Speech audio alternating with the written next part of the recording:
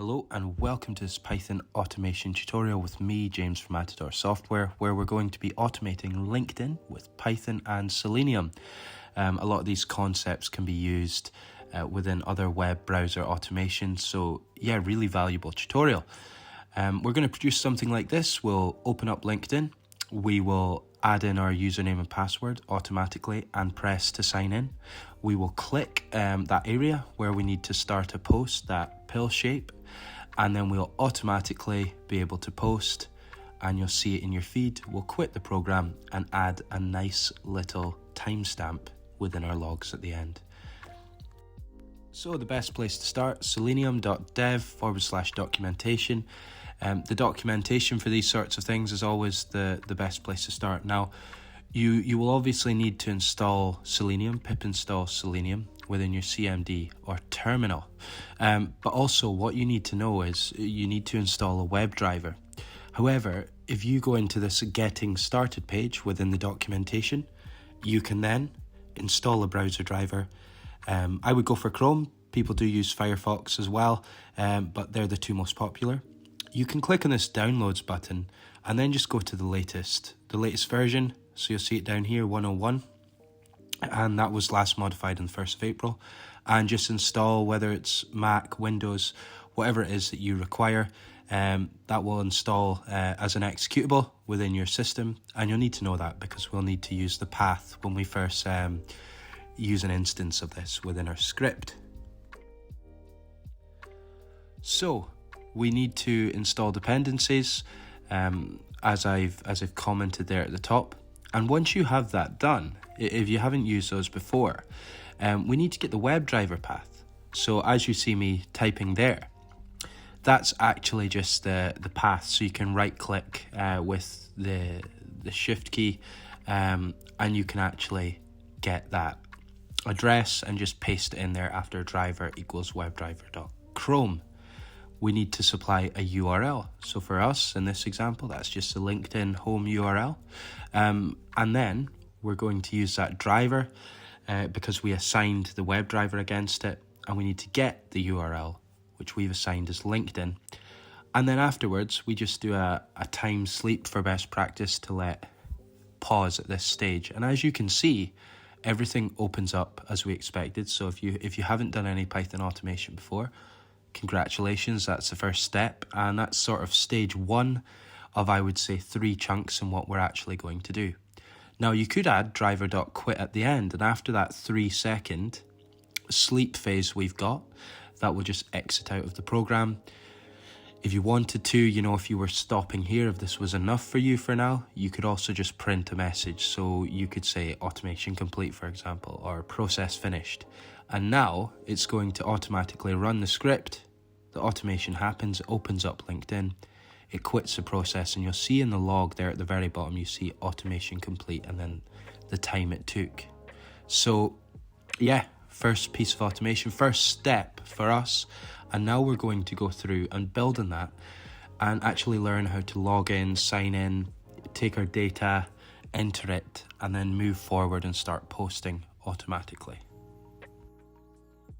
Now, how do you actually start inputting data? Well, if you right click on the page when it opens up within Chrome, you get the inspect tools. And when you do that, you get the HTML that's assigned against each of these blocks on the page. So if you use that arrow function and click on email or phone number, that's where we would sign in with our email. You see that it's got a name of session key. Now we'll remember that because we can use that. And the same goes if you use that arrow key again against password, then we're also going to see that there's an ID of session password, which we can also use.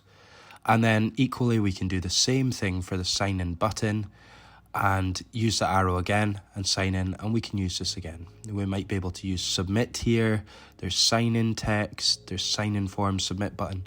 And depending on the specific piece you use, whether it's a bit of CSS, HTML, and XPath, we're going to learn about some of this. That will determine the sort of syntax we use. But once you get used to it, it's fairly standard, and Google's your friend here as well when you're doing it on your own. It is worth noting, if you're using LinkedIn as well, really it's dynamic. This is why we use Selenium, but you should be able to use a lot of the same components as me because it should remain fairly standard. Alright, so for the start of our second step, signing in, we're going to have a variable and we're going to use driver, which is our web driver, and then we need to find the element by the XPath. So as we looked at before, we can go in again into the inspect tools. We can actually right click on that piece that corresponds to the email or phone number sign in, and we can paste it in.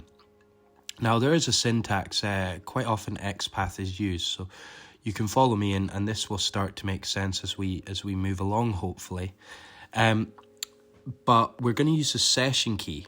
Now, it's worth noting that this is an input field. We need to enter text. This should be wrapped within double quotation marks. We have the // input, or angle brackets, and then we take the name, because the session key was the name here, and we assign it to session key, and that should do us for the email input. So basically what we're doing here is we're pointing our script to where information needs to be inputted. Now with password, it was actually session password if you remember.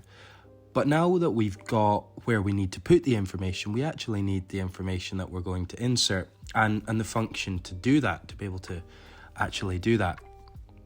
So there's two ways of doing this. Now, quite often you see people will just say the email, where the email is that, that's the variable we used for that area where we input the information, .send keys, which is a way of inputting text. And then they'll just type in the email, the password. And you can do that. This will work. If we actually in Atom press Ctrl+Shift+B and run this, you'll see that information would be inserted. So again, great automation. Now the issue here is that it's not very secure. It's just, there's not much common sense in actually leaving your username and your password within a script. It's obvious there.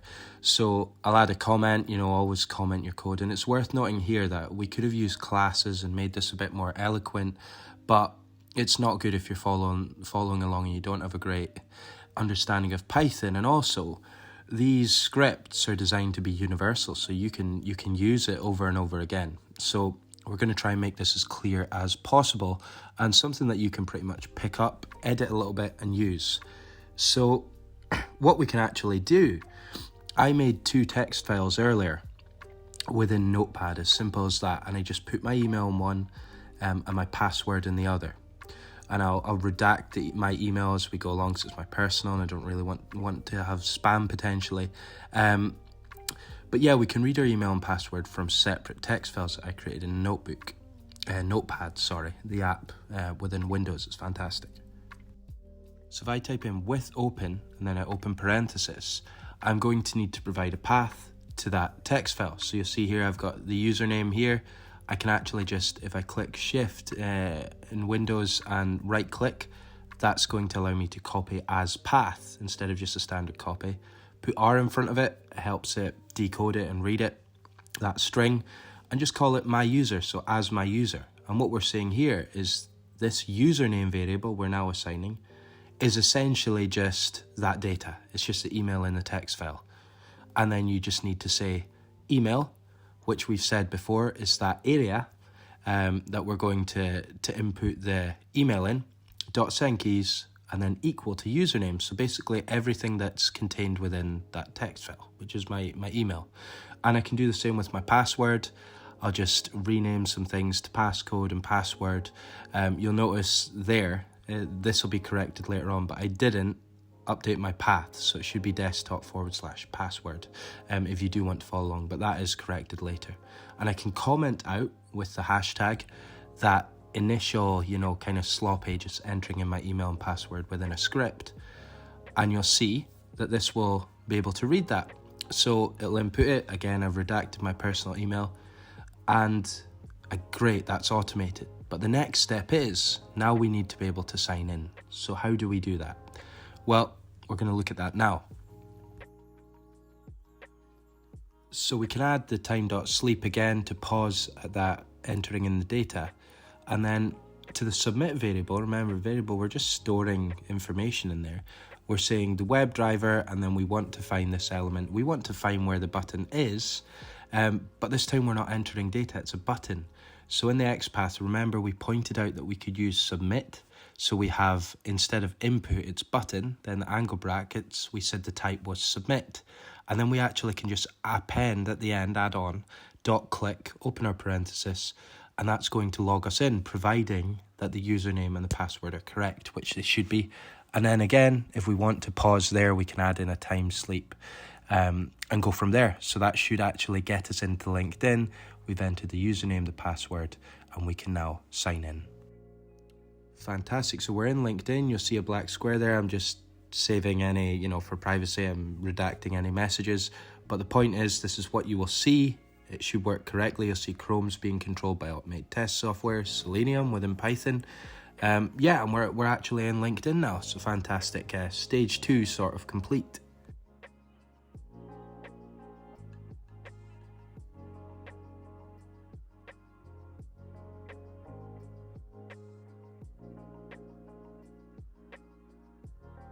So the next thing that we need to do is identify that area, that post area, where we need to click to obviously start a post. So I'm just going to call it box post. I'm going to type the XPath in here. We had quite a convoluted ID, but again, you can actually just use this. You can recycle this just in the interests of time. We'll look at another one when we look at class names, just to give you some variety. And then we can just, again, assign the variable and click. And then we can add a bit of a sleep just to catch up, make sure there's no errors, and we can pause there. So you'll see again, if we run the process, we automatically sign in. Again, messages redacted. We're within LinkedIn, but now it'll take a bit. I think just because I was recording, it'll take a bit longer than it actually should. But if we wait, it will automatically click within that starter post, and you see we now are presented with the create a post screen. Fantastic. So we can get going from there and actually figure out how we input some text there and post. Quickly tidy that up, format the code, make it nice and clean. So we actually have to now identify the area to post within. So you'll see here, and what do you want to talk about? We can actually use a class. So you see we've got QL-editor space QL-blank. We actually need both of those items, even if they present as two. That is actually one item, and we can actually sort of merge it together with just a full stop or a period to combine the two. So we can say find element by class name this time against that post input variable, and we can go ahead and input that class name. And again, we can, like I said, we can add a period or a full stop to get that QL editor, QL blank, as we saw. And then we can actually do post input send keys and just add in our quote directly in here if we want. We could use text files. There's other ways we can do it, but this is quite a simple and easy to follow way. So nice quote from the creator of the World Wide Web. And then after that, we can go ahead and we can actually post this once we identify the post button. And as you can see, if I run that part of the process, it works perfectly. I'll leave it because we need to find the button to post. So we can do that now. So, comment to explain what we're doing. Click the post button. So just post driver, and we'll find it by the XPath again. Going back into our inspect tools, I'm not going to show you this every time. You can actually recycle most of this because it's not going to change from LinkedIn side. And we're actually using a div, so it's a HTML element, and we can state the class name, enter that in. It's quite a long one as well, so sometimes there is a bit of a knack. You can use this, but in the future, if you're doing Facebook or BBC News, I don't know, CNN, whatever, and you want information, you can just, Google if you can't find the answer straight away. The great thing about these packages, they've been covered so many times, usually there's an answer for these sorts of things that you can work out. Might take an hour or so, but you'll get there. So we can do that and then just add the .click there, that function at the end with the parenthesis, add our sleep again.